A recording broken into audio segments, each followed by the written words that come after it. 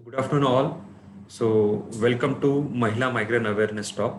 So Mahila Migraine Awareness Talk is on the occasion of Migraine Awareness Week, which comes on the first week of September.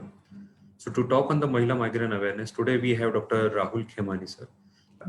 Dr. Khemani is consultant psychiatrist associated at Heart and Mind Clinic, situated at Borivali West.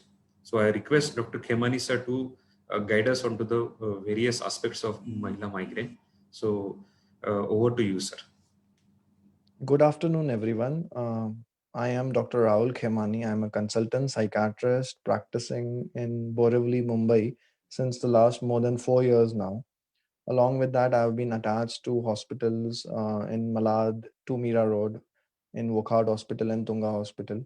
I basically have been practicing both uh, treatment through medications as well as doing therapy as well. So today I am here to speak about migraine. Now, this is a very common, confusing topic that a lot of people experience. That am I suffering from a normal headache, or is it much more than that? And maybe it is migraine. So let's get to that part now. So migraine is a type of headache which is experienced as a throbbing, pulsating pain on your head. Okay, there are primarily two types of migraine without aura and migraine with aura. Now, what is this aura? Aura is this visual or auditory sensation that you experience just before an attack of migraine. It is somewhat maybe like a flickering kind of a light or some kind of different sensation that you feel. For every person, this aura is completely different. And the other one, that is migraine without an aura, it is also similar to migraine with aura, except for that it contains rest of all the complaints, which includes repeated headaches, which manifests in attacks, like how it comes and it goes, and it lasts approximately from 4 hours to 72 hours. That long it can be. I mean, a person could be suffering from this kind of headache for as long as 3 days almost. The other things that are typical about this migraine, which differentiates this migraine from normal headache, is that there is this one side of headache. It can be only on the right side or the left side. It is pulsating in type. It comes and it goes. It pains and it goes. It is throbbing, like duck, duck, duck, duck. It keeps on paining like that. Along with that, initially it starts in a very mild manner. You can realize that yes, I might be getting an attack of migraine, and then it progresses slowly to the moderate to severe type. And now it is importantly triggered with certain things. For example, any changes in the weather. It is very commonly seen that whenever the season of winter starts, a person starts having an attack of migraine. It is also commonly seen when you have a sudden change in your routine, or you shift from one place to another. It can commonly happen when you exercise a lot, or changes in the level of stress that you're taking. For example, suddenly you worked constantly for 2 days, so probably you could not sleep as well. So your sleep, your appetite, these two things are very important in maintaining your stress levels, and any changes in them immediately trigger an attack of migraine. Most importantly, remember that migraine is common in women more than men, and that is the reason why today the topic of discussion is Mahila migraine awareness. Now, more importantly, there are certain changes, particularly hormonal changes, that occur in women starting from the time of puberty to menstruation on a regular monthly basis up to the point of menopause. And any sudden hormonal changes that occur, again hormonal changes can occur due to stress as well, can trigger this episode of migraine. So at any point of time, just before your periods or during the periods, if you're getting a headache which is typically describable like the way I described, it could be migraine as well. So now, while we are focusing on understanding this headache, let us ask that why does a person suffer from a headache one day rather than another? So why does a person suffer from headache more at this stage of their life rather than any other stage? Why did the person develop a headache why, when they did, like why is this person predisposed to this headache? You need to ask these questions to yourself, that why at this particular point, and then you get the answer on what you need to do in regards to this migraine. Other triggers that can be also there which lead to this migraine could be your personality, where you are an overworker, you like to kind of maintain things very particularly. There can be other things like where you take a lot of alcohol or smoking. That kind of drugs can stimulate the pain in the head. Any changes in your eating habits, when you don't eat on time or particularly something like that, can also happen.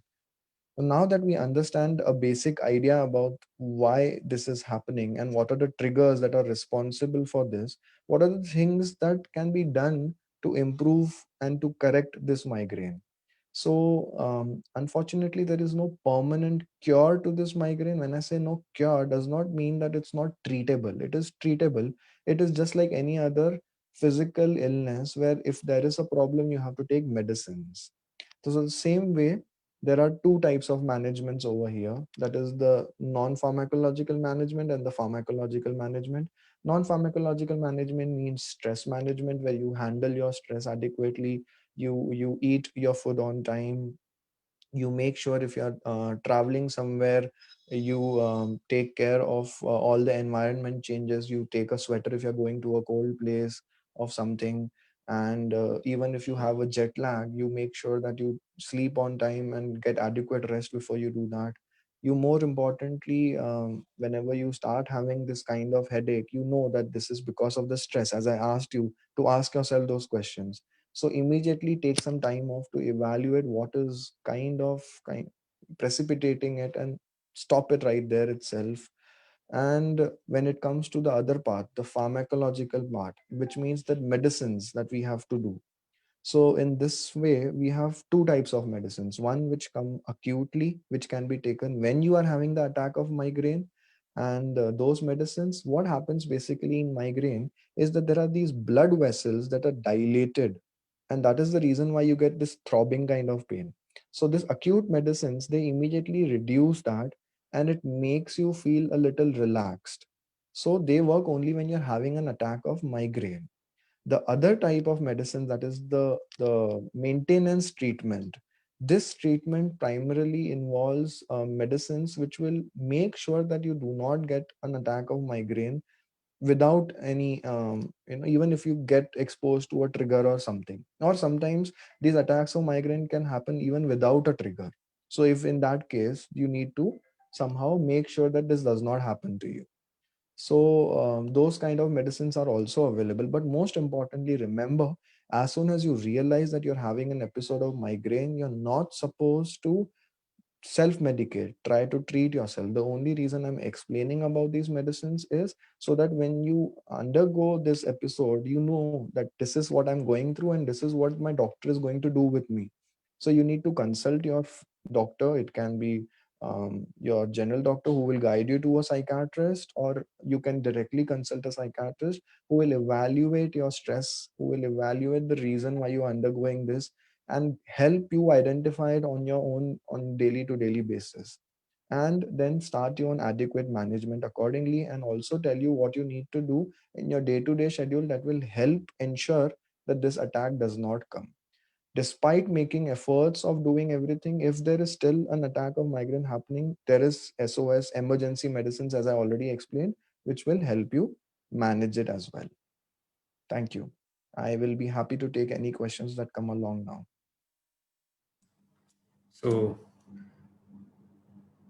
thank you, sir. So thank you very much for such lucid information for making available for all our viewers.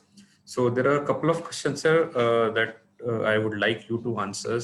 Like the first one is onto the which type of food one should avoid when they suffers with migraine. So, particularly, it has been seen that cheese or any kind of oily food or any kind of spicy food is found to be a trigger for getting an episode of migraine. But it individually varies for person to person. So it's not necessary that the same kind of food is going to trigger that same kind of attack of one should migraine. avoid. And another one, sir, which type of exercise or yoga asanas you will suggest? So there are two kinds of exercises that are usually asked to be done. Usually it's the mind that you need to exercise and then your body. So mind wise, you need to start doing breathing exercises. These are called deep breathing exercises, which you can look it up, and it's easily available, where you breathe in, you hold your breath, and you breathe out slowly from your mouth. You do that regularly for 15 minutes and your body really de-stresses in a very considerable manner. One is that.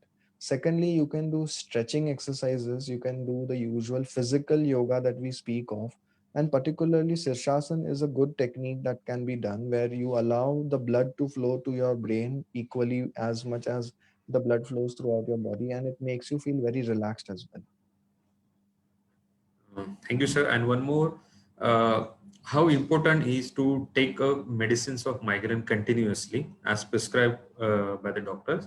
Because many of the time patient discontinue the medicine whenever they uh, r- get So free from headache. unfortunately, a lot of people hate taking medicines, and that is very accurate. Even I would hate taking medicines for a long time.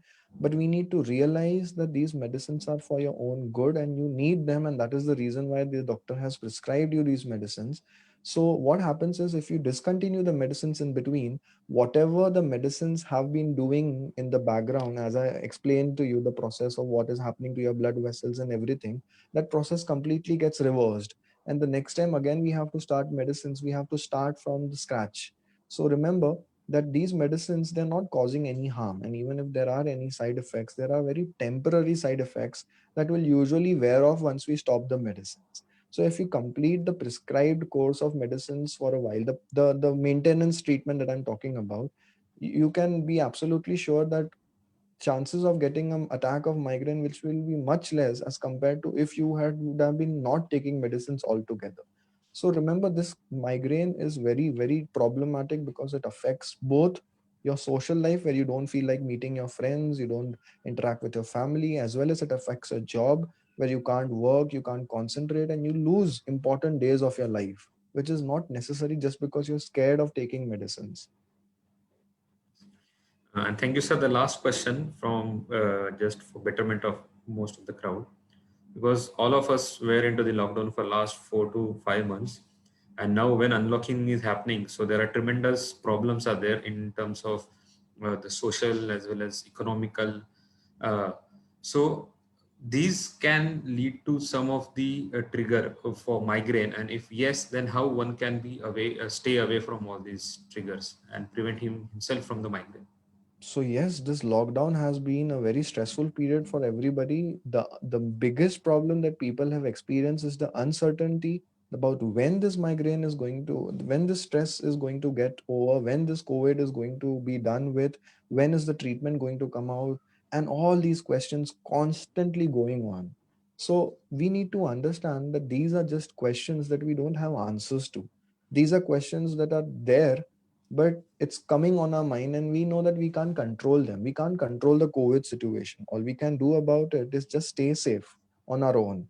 Be careful when we go out. If there is an emergency to go out, if we need to visit a doctor, we need to buy some groceries or something of that sort, the priority over here is you. You need to remember that you got some time to relax, you got some time to take care of yourself. And yes, there have been a lot of financial difficulties as well, but over here what you need to realize is that unfortunately there is nothing that you can do about that situation. So you can probably manage your finances in a manner that you can figure out what are the things that you don't need to do any expenses, and what are the things that are essential. Reorganize your priority list. The same way you can do that for your social life as well as for your job as well. There have been a lot of people who have been doing work from home, and initially, as much as they were enjoying doing this, later on they realized that this is becoming more stressful, because you need to start setting up boundaries for yourself. You need to know how much you need to do and what are the things that you can take a break from. So remember that it is you who decides all these things. It's not someone externally who will come and tell you what to do. You need to know what you need to do for taking care of yourself. And that is the way you manage your stress. Remember this theory always, that there are things that you can control and then there are things that you can't control.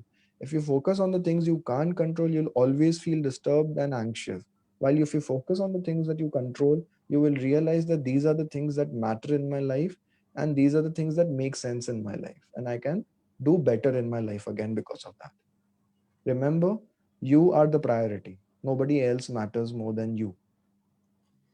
So thank you very much, sir. You have explained this very simple in very simple terms. Uh, so, sir, this was the last question. So thank you very much on the behalf of Health. I thank you all the audience, those who have joined today on this Mahila Migraine Awareness Talk. So I also thank you, Dr. Rahul Khemani, sir, for his valuable time, because I know he has taken a time from his busy OPD.